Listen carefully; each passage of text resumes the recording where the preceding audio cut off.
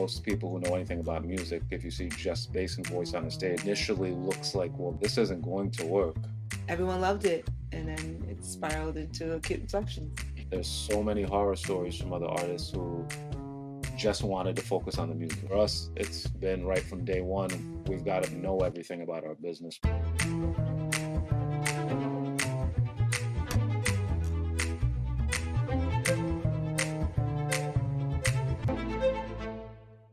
The following is a conversation I recently had with New York's jazzy R&B duo Elasea Douglas and Sadiki Pierre, or better known as Acute Inflections.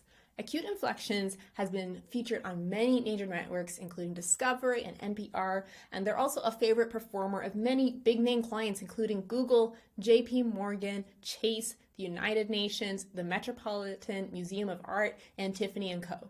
In addition to their corporate clients, they also perform their own shows at legendary venues including Birdland, City Winery, Cotton Club, and Jazz at the Lincoln Center. Additionally, they have also shared the stage with many other renowned artists by opening concerts for Patti LaBelle, Sting, Jennifer Hudson, DJ Jazzy Jeff, and Keith Urban.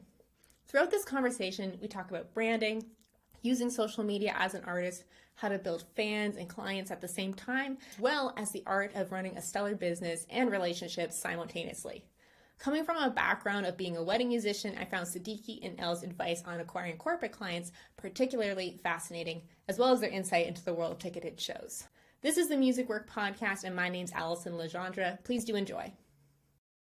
Alrighty, so I'm here with Sadiki and Elle from Acute Inflections, and I'm really excited to have this conversation with them today. If you guys haven't heard their music before, everyone needs to go on Spotify right now and give them a listen because they have something really unique and a really cool brand and business that I'm super excited to dig into and learn more about. So thank you so much, Sadiki and Elle, for joining me here today. Yeah, thank you for having us. Of course. So let's start. I know you guys have likely told this story before, but for the sake of our audience, I know it. I'd love to just recap how you guys started Acute Inflections, because it's such a fun story.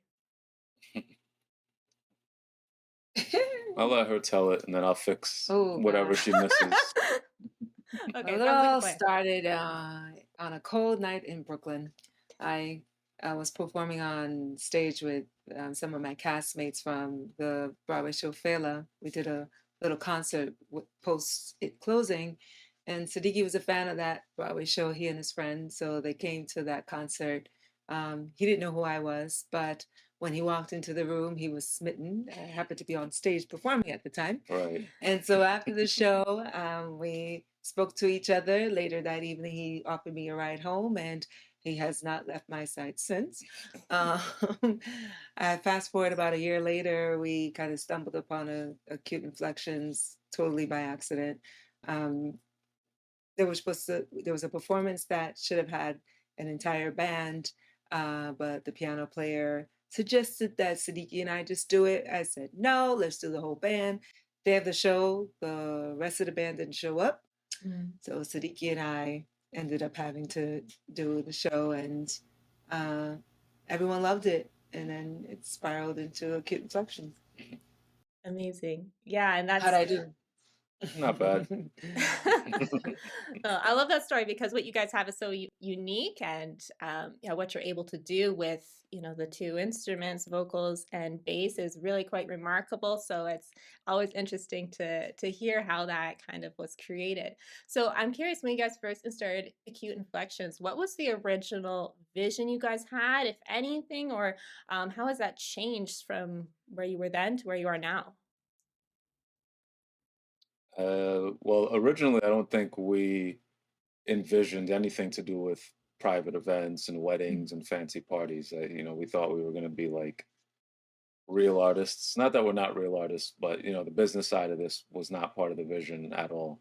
We thought we'd be performing in little, jazz clubs and coffee shops and music festivals and things like that. But you have bills to pay, so you learn very quickly that you got to go where the money is, at least in the beginning of your career. So I'd say over the past 10 years, we've really had to focus on making the private event scene profitable, and we've been very successful with that. It's been a lot of hard work and a lot of lessons learned.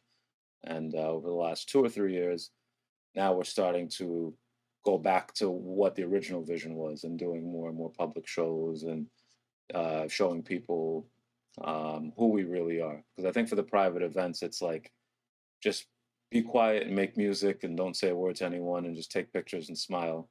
And in the public space, people want to know who the artist is. They want to know like your favorite food and do you watch sports and things like that. So it's been uh, it's been fun, kind of finally being able to be ourselves on stage.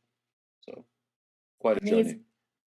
I love that. And that's something that I noticed with you guys right away, which is so incredible, but really rare. It's that you have this really unique brand identity and music that you do that's totally you, but you also are available for hire for, by like really big clients, of course, like Mercedes and Tiffany and all these cool things that you're doing. But yeah, in the private event space, as well as being, like you said, quote unquote, real artists, producing your own albums, doing your shows and things like that. Tell me, how did you think about going ahead and establishing a brand that is capable of both of those things? Because I find it such a rare thing. I think we both kind of had a little dab in business. And we kind of took those lessons over to this side of thinking, I guess, thinking of ourselves, yes, as artists, but wanting to be well fed and knowing that we needed finances to support it. And that it just takes a different kind of approach. So we were ready to do that kind of work and look at it that way. So it just helped. We weren't that naive kind of going into it. We just knew that because we want to remain independent and not a slave to anyone saying that we can't do something a certain way because we're being funded by them. That kind of forced us to come into it with a different mindset. So the independence was important. Yeah. Yeah, and we're also here in New York, and there's just an unbelievable amount of competition. So I think just to stand out with a project that initially looks like, well, this isn't going to work. Most people who know anything about music, if you see just bass and voice on a stage, you're like, well, that's not enough. So we knew that we needed to use everything in our power to capture your attention, at least make you curious, at least have you say, well, they look all right, they're dressed nicely. Let me press play and see what this is about. So yeah, we had to be pretty calculated and very, in a way, conservative, but also very stylish. You needed a brand that had like some wow, some impact, and that's what we've been building and refining. And I think we've got it in a pretty good pocket now, I think. Yeah, of course. No, absolutely. I would totally agree that you guys have. I can see that you've been really strategic building the brand and making it very, presentable. I think that's a big aspect of what you guys do. The whole show is definitely something that I think can captivate an audience in a lot of different ways. And I think just having as a duet for jazz really does help spark that curiosity as well. So I think those are all really important pieces. Ellie, you mentioned that you guys had some background in business. Do you mind expanding a little bit more about that, or what were some previous sort of ventures you had? Sadiki was, I guess, a mortgage broker for some time before the market crash, and he was he sort of, I wouldn't say worked independently. He still worked underneath certain branches, but he was able to work from home. So his approach was a little bit more, it was outside of the box, which ended up making him quite a prized mortgage broker in the industry. And as for me, I did a little bit of sales for a yacht company at some point, which allowed me to see the see the similarities, I guess, with being on stage and also basically producing a cruise for a client. Mm. The ins and outs are pretty much like a production. You have your setup, and then when the event starts, it's showtime, you know? Mhm. So, um, and then also just the selling aspect of it, the guest experience, um, those types of things translates to what we're doing, even on the business end of Acute Inflections, us having to think through the entire process of when someone sends us an inquiry all the way down to post their event, you know, like all those little touches, the details are important to the success Mm. of it all. And of course, finances, you know, managing your finances, being willing to invest in the growth, the marketing, the education, you know, all that stuff kind of happened or was plugged into was brought over because of our past experiences in business. Mhm. I love that. So it sounds like you guys, you know, had this vision for this project and you knew you wanted to be able to, you know, reach you know, your people and build your fans, but you knew that the way to get there is you needed to make something sustainable. So you're like, hey, let's follow where the people who are paying is and make sure that we get something turning there. And at the same time, we're going to be building our brand. Does that sound about how it happened? Yeah. Pretty much, yep. Yeah, it's Yeah. true. Well, it's so clever because I see so often musicians who have their original music and they think that it's just needs to be completely separate from what they do in the private event space. What do you think about that? Do you think they're missing out on, you know, the power of having focus, of just building things all together? Yeah, definitely. But I also think that depending on what your original music sounds like, Right. for some musicians, it might be wise to keep them separate. Keep it quiet. Um, yeah, Right. I mean, it depends on, you know, like if your private event clients want something that's very conservative and clean, and if your private event music, I'm sorry, if your public music is a little more edgy, and you know maybe there's profanity there, you know, things like that. Especially nowadays where people are so opinionated Mhm. and judgmental sometimes. But I would say, you know, we're artists, we're creative. You know, Mhm. figure out a creative way to bridge the two, even if you have some like crossover songs, you know, like certain songs that are, you know, from your public, like your albums and stuff, but can be played at private events and things like that, just to get people curious and interested. Mhm. Mm. I'm curious how you've seen the crossover between the people who hire you and the people who like come to your shows and you know go on tour with you guys and all the fun things that you do. Is there a lot of crossover there between like the clients, we can say, and the fans? It's starting to happen. Yeah. What's interesting, they would have remained separate, I think, if it wasn't for the pandemic. Mm. Once we went virtual, it forced a lot of our clients that we would usually do in-person events for, when they went virtual with us, it allowed them to kind of see our personalities more because we were even discovering that it's okay to show our personalities a little bit more laid back. And Mhm. so that caused us to develop our humor together Mhm. and as individuals. I'd like to think I'm still sort of funny.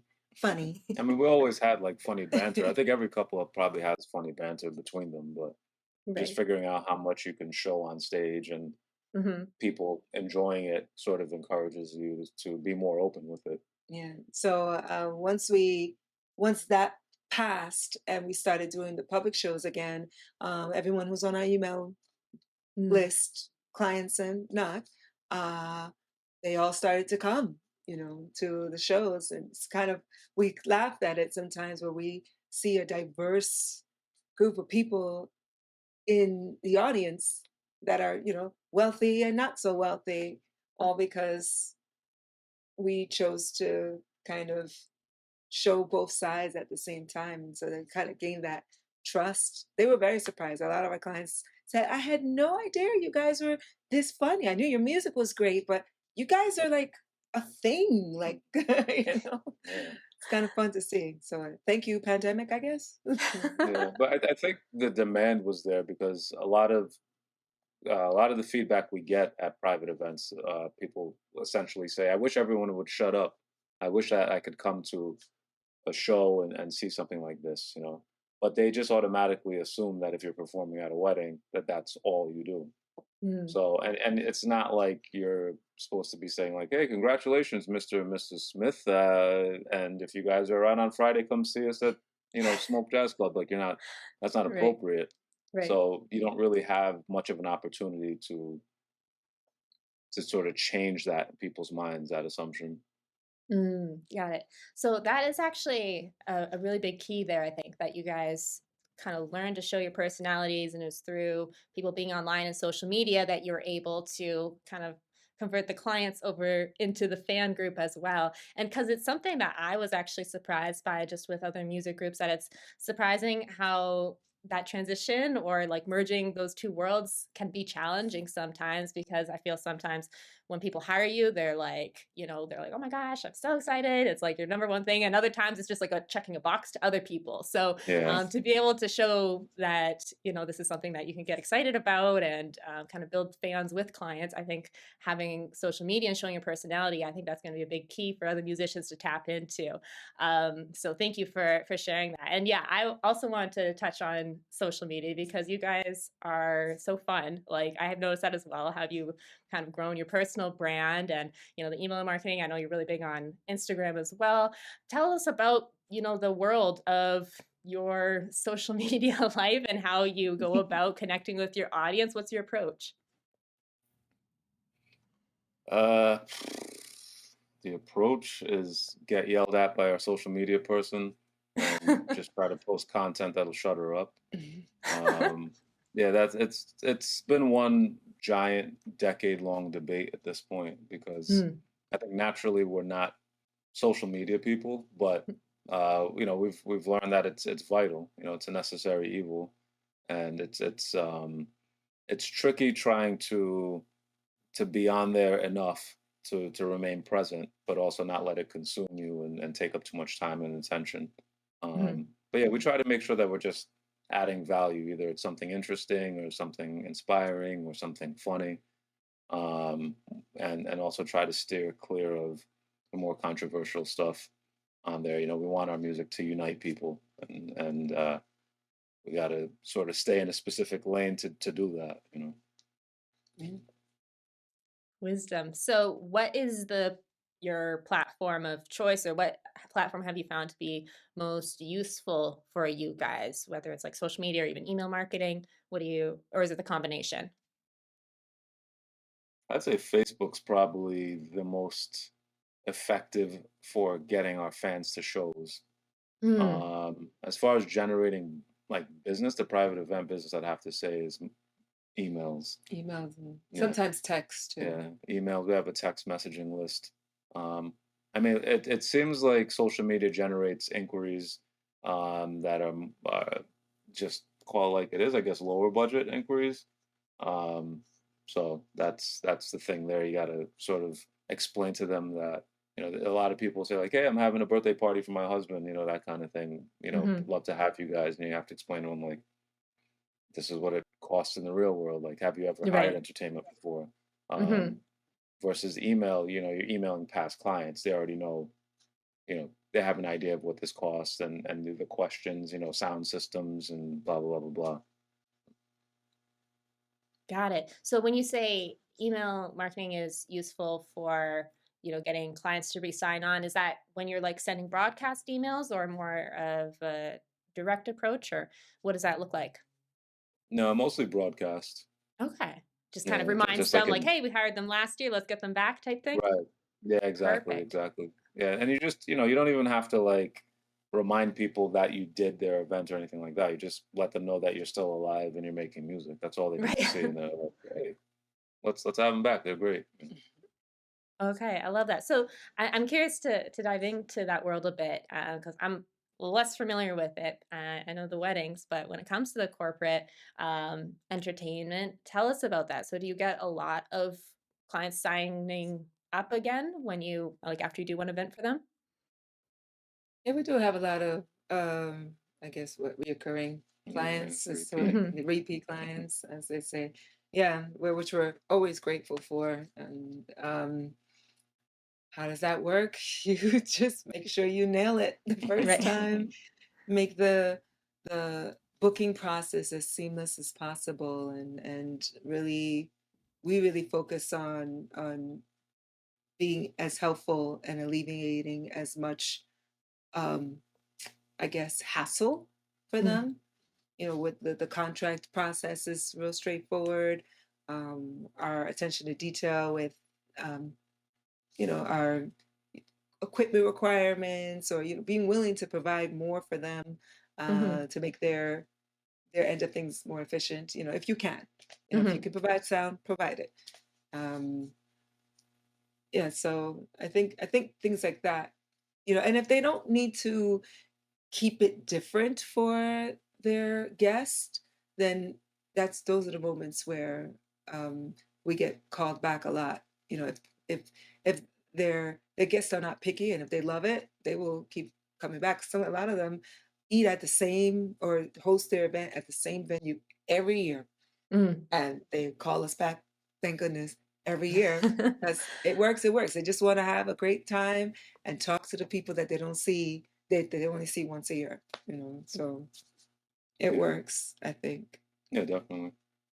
And also, our what we do isn't obnoxious, so not to offend anybody, but Mhm, um, we are we're good for, if you yes, we're good for entertaining if you want to focus, zero in on the performance, but we're really great also for just a background experience. If you want to be in your conversation, then notice the song and then go back to your conversation. We're really mhm, good, great for that. mm. Yeah, Amazing. So it seems like what's important to those corporate clients, based off of what you're sharing and how you treat them, is that they're looking for efficiency and just like, looking to get things done and know that they don't need to worry about it and making sure you're um, giving them nothing to worry about when you're working with them. Would you say that's an Yep. important part of working with them? Got it. yeah. I Okay. I think they S- also appreciate, like, some of our clients will have a vision, and it's like we politely just tell them, like, yeah, that's, you can do that and it will work, but they also appreciate someone who will give them some insight and kind of say, Mm, well, here's a better way to do it, or here's what's worked in the past at other events. So mhm, that's really worked for us, sharing experiences from other events so that we can help make the next event better than they had originally intended or planned for it to be. But yeah, definitely the whole ease of use. It always cracks me up when people write a review of us online and they're like, their music's great and they look great, but they're so easy to work with. mhm. Like, it seems like they really enjoyed that it was easy to work with. And to what she said, I think just being overly prepared and overly generous and that sort of thing pays dividends. Awesome. So these clients, you can get kind of repeat business with them through email marketing. What about how they find you guys initially? What lead generation streams have you guys found are really good for you? I think networking's the best way, like just Okay. in-person events, like find those event industry meeting planner, those types of networking groups and Hmm. just offer, say, hey, it's your next meeting. Would you like some entertainment? Donate a Hmm. performance. You might have to donate several performances and hang around and hang out, hand out business cards, invite them to your next show, tell them, hey, I'll throw you on the guest list, that sort of thing, Hmm. just to develop relationships. And once you have the relationships, um, everyone knows everyone in the event industry. So, if you get Mary to start working with you, then she tells George, and before you know it, everyone's calling you. And it's kind of a funny thing we laugh about. The event industry is like, the turnover rate is ridiculous. So we'll have a friend that we met working at the Hyatt, in Manhattan. The next thing you know, he's managing this hotel in Brooklyn, and then 2 years later, he's over here, and everywhere he goes, he's bringing your business card and telling all his, you know, colleagues, like, "Hey, I've used this group before," and you're just Hmm. spreading through all these hotels that you never even heard of, just because everyone's moving around so much. So, I think just make those relationships right up front. It's an investment in time and money and that sort of thing, but it pays off.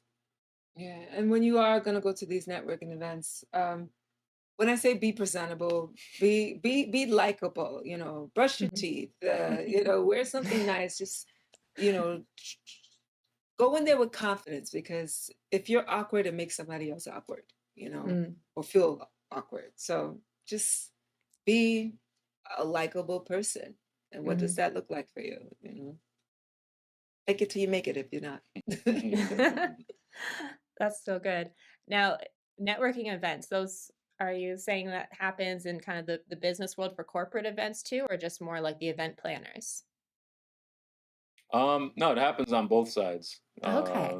A lot of the meeting planners from the different companies will go to the same events that event planners are going to, and vice versa. Like they have different conventions and conferences and Mm, networking groups for all of that, and it's totally intermingled. Like we've had people who've had their own event planning company go work for like the mayor or the governor's event office, and then next mhm. thing you know, they're back. It's a lot of cross pollination going on there. Perfect. Got it. And so how do you go about finding those conventions that you can um, start to meet people at? Google. Yeah, let's say. Yeah. Yeah, just Google and social media. There are Right. certain hashtags you can follow, Right. like event pros, event professionals, things like that.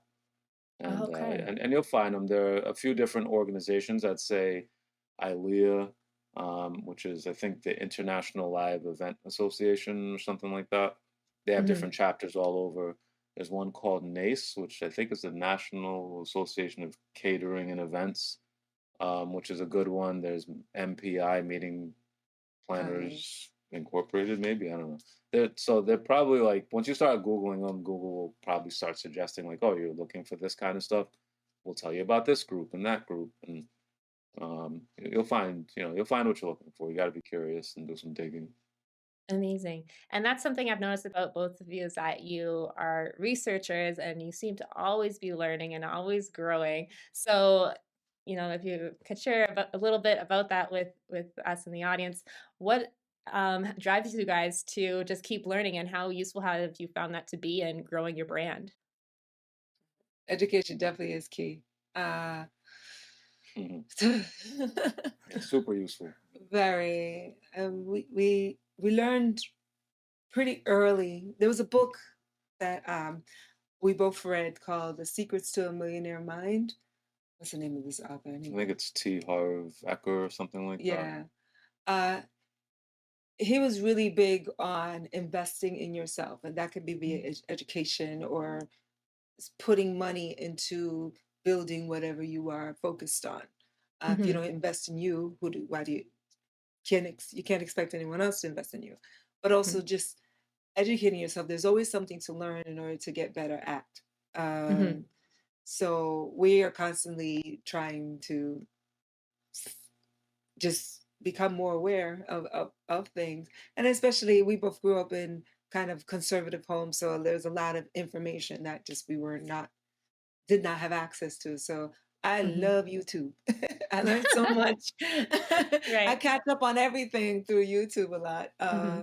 But also, what keeps us going is sometimes when you just get in this rut or you become a little complacent, um, you get something will happen, like you would bomb a show or something, and then it just reminds you, and this is why you need to continue working.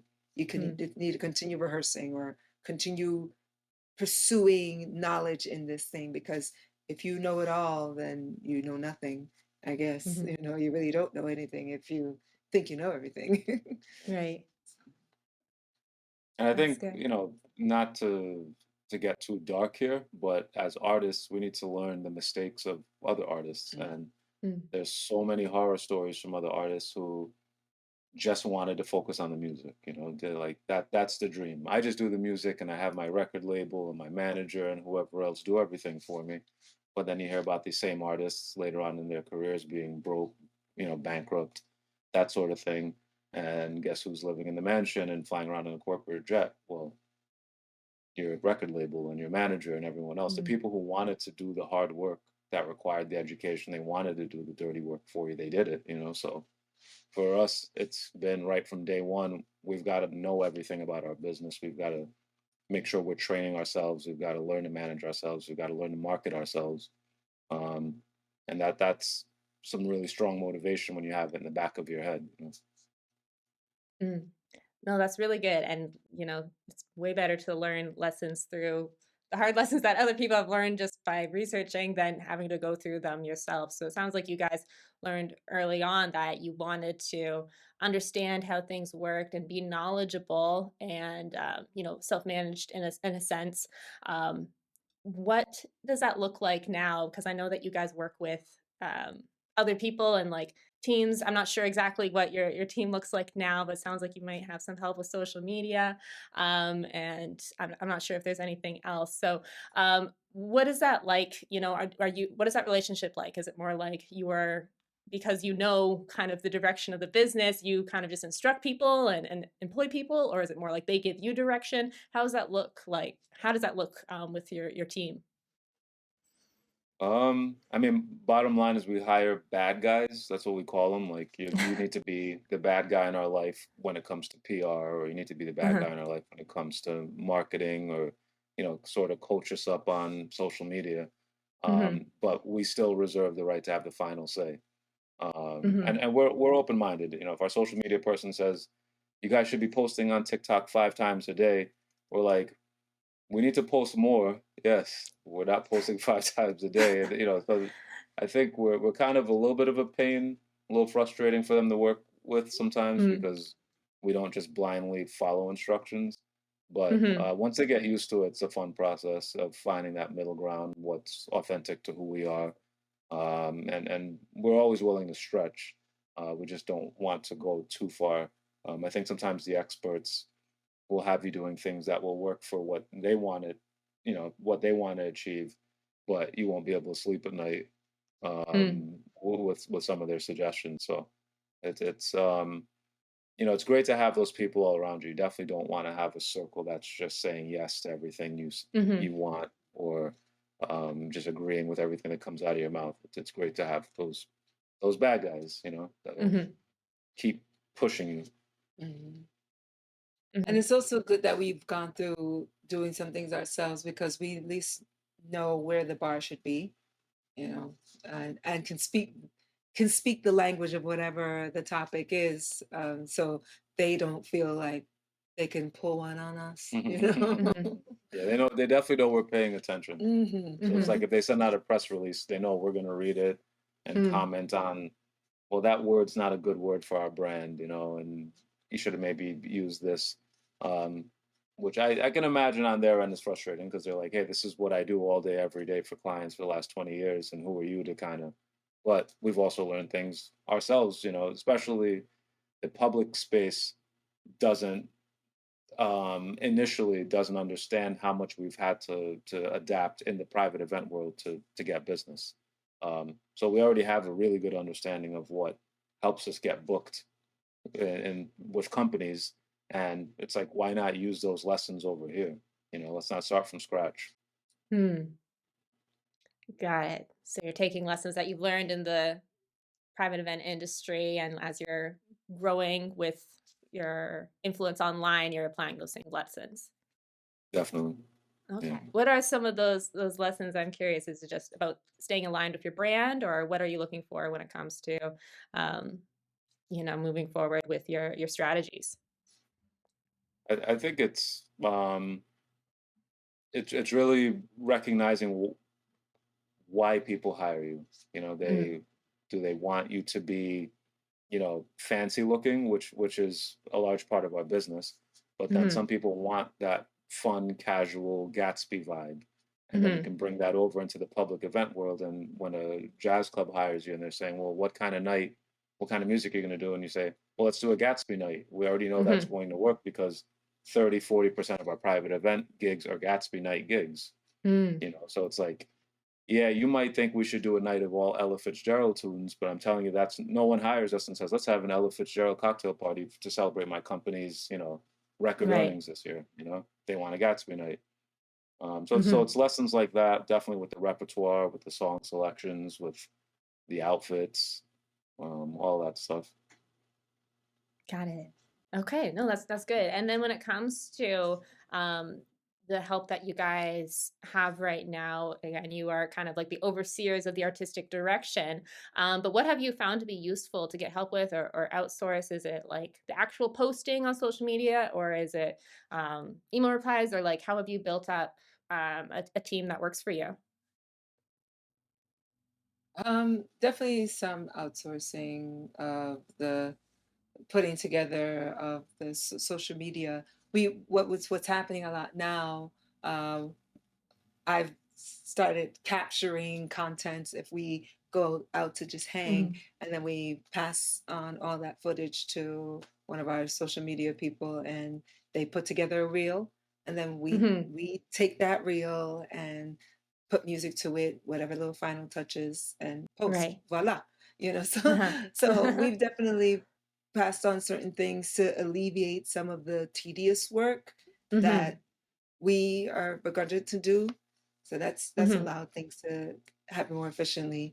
Um, we have this assistant that has certain templates. So the emails that go out sometimes are all they're having to do is just plug in certain things. So Hmm. that just kind of helps to make their job easier as well. Hmm. So Yeah, I'd say a graphic designer is huge oh yeah, because I they're love just, Alex. yeah, Alex, our graphic designer is like amazing. And if you don't know about Fiverr, jump on Fiverr. You'll meet some super talented people overseas, and it's affordable, and Hmm. they really care about what you're doing. Not to say that people locally don't, but we have had really good luck with some people overseas with video editing projects, with web developing and graphic designers, and you kind of need these people. And depending on what you're working on, some of these people you might need once or twice a year, and Hmm. other people you might need them once or twice a month. But for sure, someone like she mentioned handling emails and phone calls is super useful. And Hmm. then with the social media stuff, like we're super picky about our voice, Hmm. so we haven't gotten to the place where we can just allow someone to just do everything.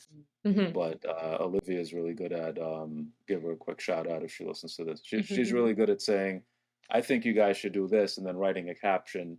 And then she's super cool with the debate about the caption.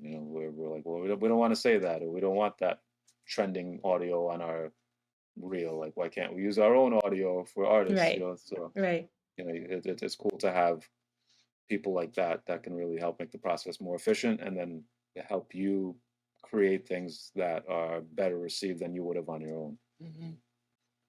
That's good. That's such a good way to go about it because, yeah, there's so many, especially a lot of like, top 40 name artists and things you hear. I don't know what horror stories you read. And obviously, there's a lot of good things happening to them. But when they're just like completely just like focused on music and have no idea what's going on in the management Yeah, or the voice or anything like that, it's almost like, they're not in control of their own personal brand. And so you guys have done really something really smart, and that is that you want to like maintain artistic control over your voice, and you use other people to kind of just like bounce ideas off of, and of course outsource the things that aren't high leverage for you. So I'm curious, like, what have you whittled down to like the high leverage things that you guys want to focus on that's just specific to what you guys need to get done in a week? Like, what does that look like? What are the tasks that you guys want to focus on with your time? More rehearsal. I Mm, think it's good. if there's anything that I can give the artists who don't focus on business, they are rehearsing all the time. So Hmm. um, we've been kind of reliant on our talent. We Hmm. rehearse, but definitely not as much as it looks or it seems. And so now I think it's catching up to us where Right. so we can't control all the environments that we are in, and Hmm. we're seeing now that rehearsal will getting it into our bodies so much so that no matter what's going on Hmm. in these strained environments that we're not moved by it, Hmm. and can always give an impeccable show. So I think right now focusing on actually rehearsing yeah, is key. Like a big thing. What's something yeah. else? I'd say rehearsing, and then just the like continuously educating yourself so that Hmm. you can stay very much involved in what everyone else is doing. You never want Hmm. to It's almost like babysitting kids. You can't just let your PR team just do whatever they want. You can't just let your graphic designer do whatever he wants. Like these people are great and they mean well, but you have to stay involved and you have to be educated to stay involved and have a valuable, some valuable insights on what's going on. That's good. So yeah, obviously the music is like only what you guys can do. So that makes sense that like you want to keep pouring into your art and then you find yourself in more of like almost management of like learning and making sure that everything is going well in the way that you envisioned with your team. So yeah, I think that makes a lot of sense considering where you guys are at with where you've grown to. So I'm curious, what does like the average week look like for you guys now? Like, do you try to split time between, creating new music or rehearsing, or how many events do you end up doing? What does a week look like for you guys? What do you try to get done? It's just I it's know the feeling is basically, the overwhelm. yeah, you're just like standing in the middle of a forest fire and you're like, that tree's on fire, let's put it out. And then there's another one on fire. And Oh that's, no. yeah, we're not nearly as proactive as we want to be. Um, Mm, but I'd say we're spending a lot of time um, like trying to book new shows, to mhm, advertise the shows that you currently have, to make sure that the clients that you have are being serviced well, and then in between all of that, squeezing in some rehearsals, squeezing in some Yeah. lessons, squeezing in some other courses and educating yourself and that sort of Yeah. thing. And that will shift every week. It'd be one thing if our our outside world is consistent. mhm. Um, but because it shifts so much, we're constantly having to move things, and that's why the forest fire analogy is perfect because you know not every week is the same at all. So we have Yeah. to plug in things differently every time. Um, so I wish we could answer that better for you. No, it's good. But at least you know that we juice, we make sure we exercise, uh, we clean the house at least once a week, laundry gets done, Make sure you get your sleep. every bill is paid. Yeah. Hallelujah. But it's also important, I think, to just keep a list of, like, well, almost a dream list. Like, I wish I could get these 20 things done this week, but then Mhm, boil it down to like the top 10, 20%. But this is what I must get done this week, so that mhm, you don't drive yourself crazy trying to do too much and missing the important things and feeling guilty because you didn't get something done, but that thing's really not that important. So, mhm. it is important to, I think, adjust your expectations and then just be grateful at the end of the week that, yeah, maybe I didn't get these 20 things done, but some new business came in and I was able to make sure that client had a great experience. And ultimately, that's Mm, more important. right. Oh, absolutely. So when it comes to the events that you guys are doing, is it seasonal for you guys? I know that it's obviously you mentioned that things change week to week with when you're actually performing, but are things relatively consistent throughout the year, or is it mostly weekdays or weekends? What do you typically expect in a week for your performance schedule? It's pretty random. I'd say Okay. we're fortunate to perform on weekdays more than weekends. Um, because of the corporate events. Like, we just got a call right before this for like some event that a credit card company is having on a Monday night.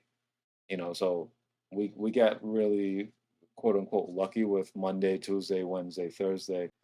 Hmm. Weekends, I'd say more in the spring, summer, fall, for like social, weddings, birthday parties, and then holiday season's just insane. We're pretty much booked solid from the day after Thanksgiving through New Year's.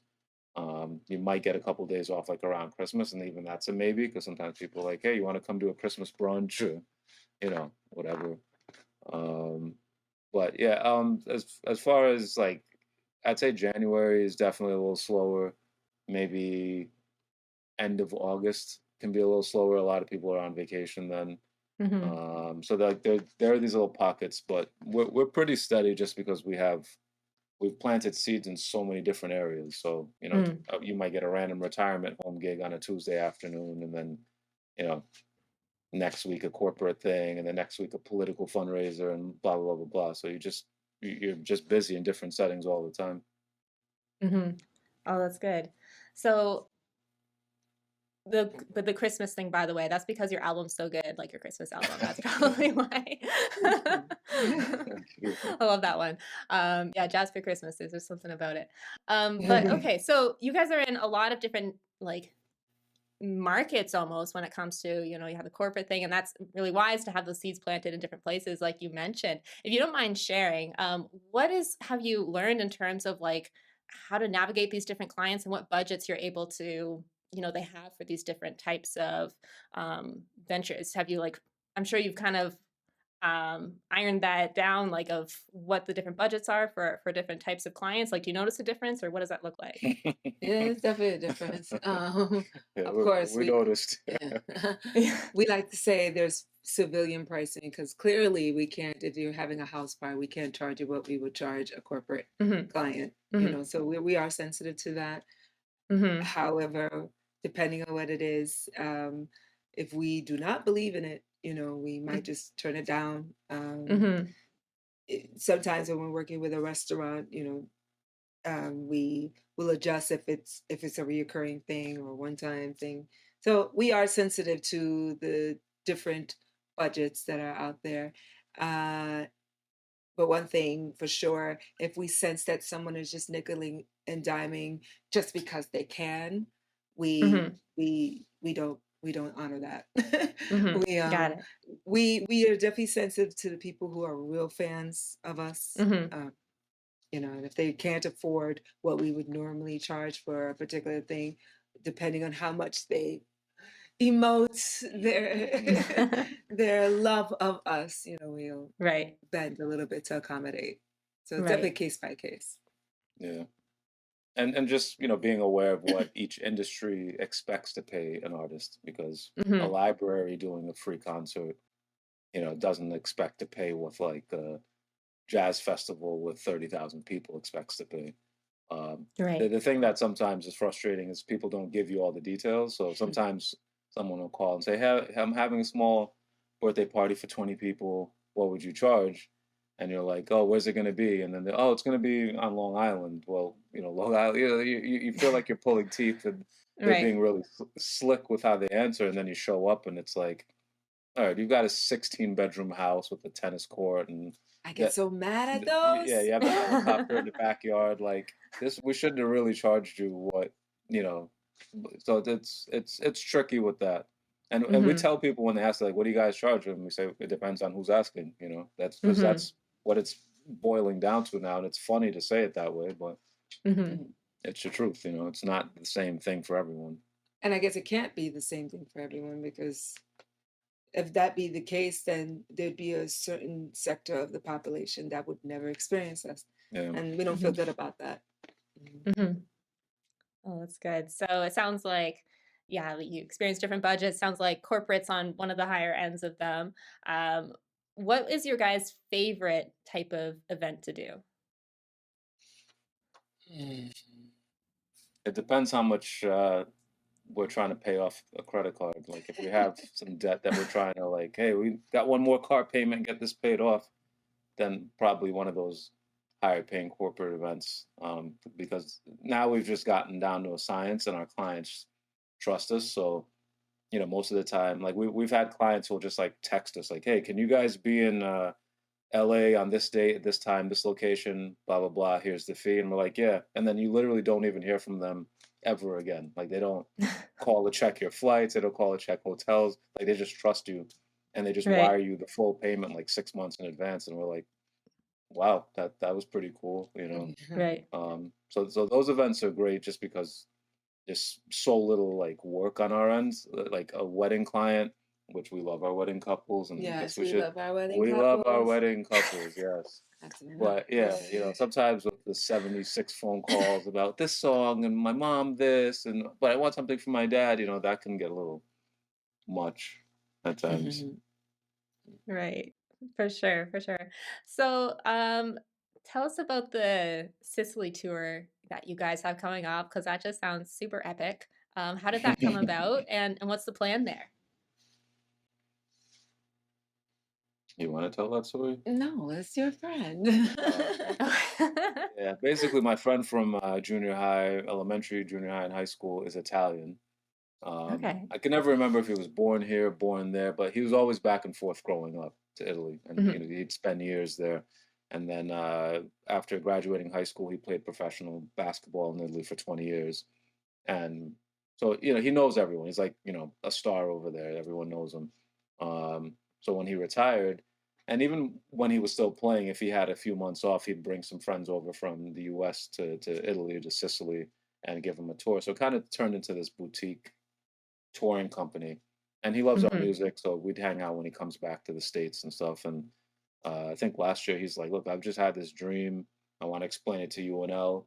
And he thought it was going to be like this thing he had to sell us on. He's like, "I just want you guys to come on tour and like perform at these different locations. They're so beautiful, and I think your music would sound great there. And would you guys be willing to do that for one of my tours?" I'm like, "Yeah, you're not selling me out anything, bro. Yeah, get me out of here."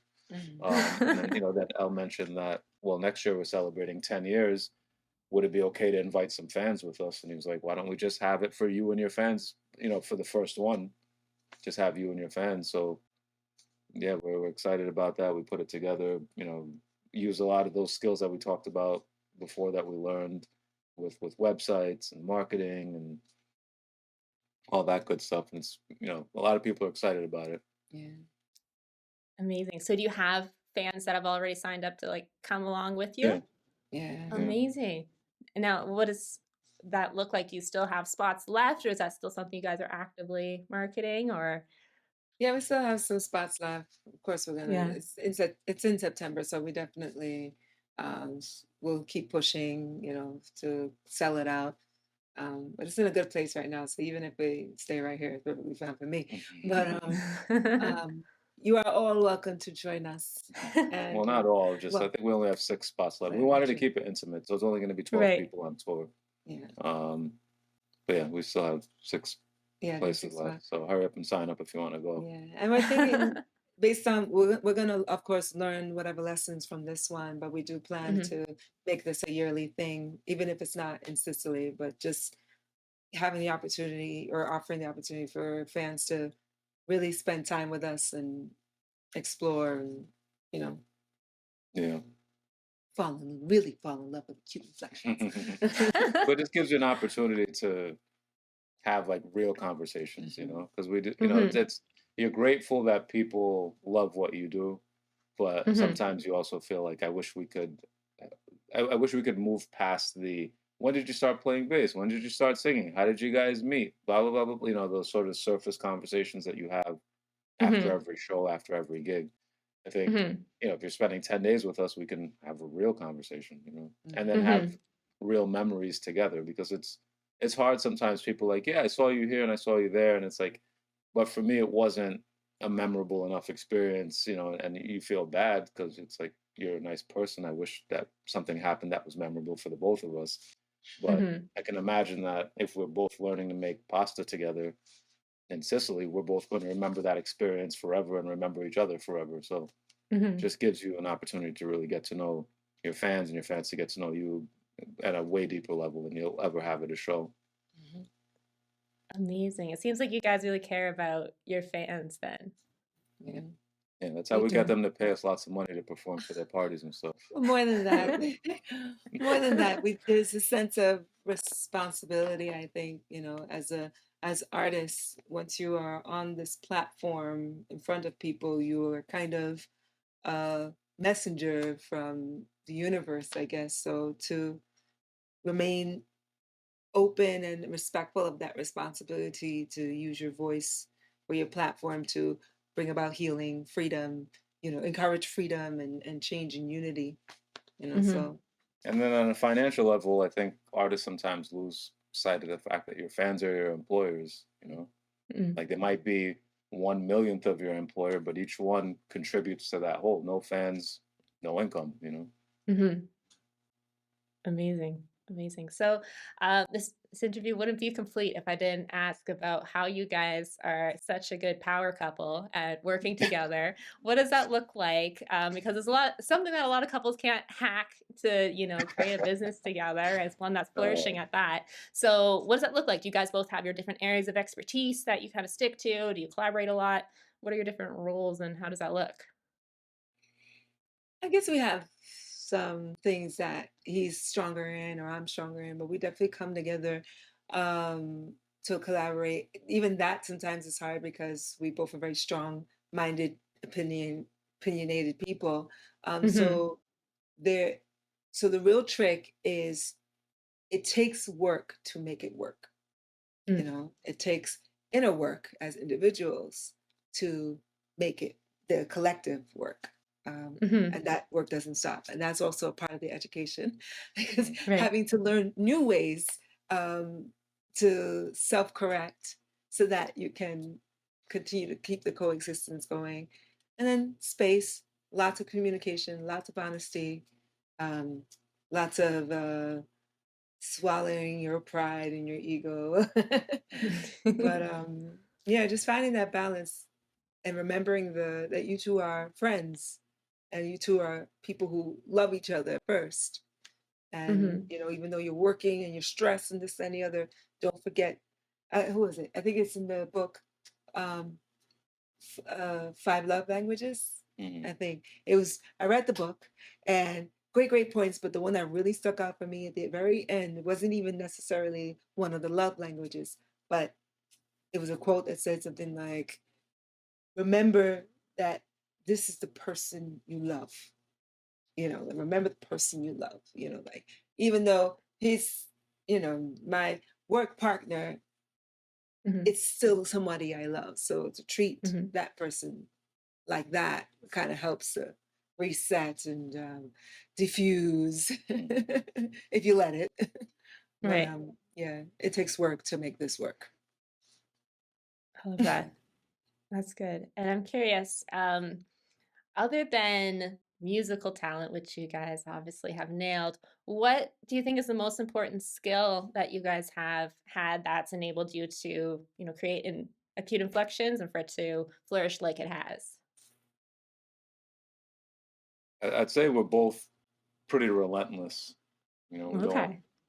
we don't give up easy, and we wouldn't be here if we didn't have that because in the beginning, um, New York wasn't kind. You know, a lot of people, Mm. especially in the beginning, I hadn't played the bass in 10 years. It was a hobby in junior high and high school, and then I stopped. And then when I met her, I started getting back into it. So we'd both get a lot of feedback like, "She's great. You need to get a new bass player," kind of thing. But I needed to practice and take lessons and get better Mhm. and better over time. But yeah, I'd say you got to be stubborn. You got to be persistent. You got to be relentless. And if we didn't have that, I don't think we'd be here. Yeah. And I'll add to that and say discipline. Having discipline Right. will help you get it done. Right. It's not going to happen any other way. Got to be disciplined. Well, that's good. And I'm curious, what do you guys like? How much of your journey do you feel was hard work versus, lucky things happening or making your own luck? How do you guys think about that? I think it's about even, right? Yeah, Because the luck came because of some aspect of hard work, I'd say. Mhm. But what else? yeah. That's it. It's. I mean, it's hard to tell the difference sometimes, but Uh, I Right. think one sort of creates and fuels the other, and just keeps coming back around. mhm, You got to be Mhm. prepared.